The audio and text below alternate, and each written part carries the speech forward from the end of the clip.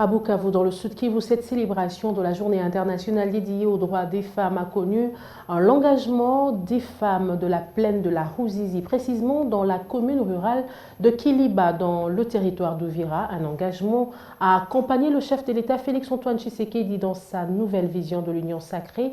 C'était après le meeting tenu au siège de l'UDPS, sous-section de Kiliba, organisé par le premier vice-président de ce parti présidentiel, Fédération Uvira Fizi, Janou Kalinga.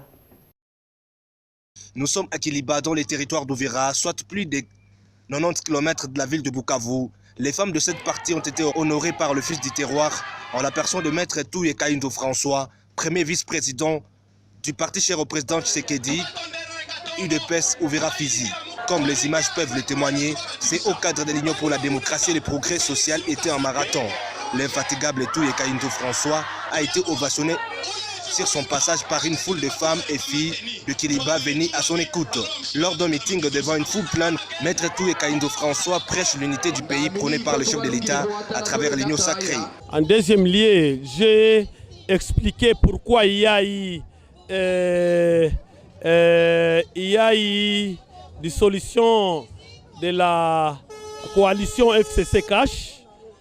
De trois, j'ai expliqué la nouvelle vision de son Excellence, Monsieur le Président de la République, Félix-Antoine Tshisekedi Tshilombo, par rapport à la nouvelle gestion du pays. Dépasser les joies pour l'acte d'affection qui ne cesse de poser Maître Touye Kaindo François à l'égard des femmes de Kiliba, en particulier et d'Uvira en général, elles promettent d'accompagner les chefs de l'État pour le maintien de l'état des droits au pays longtemps attendu.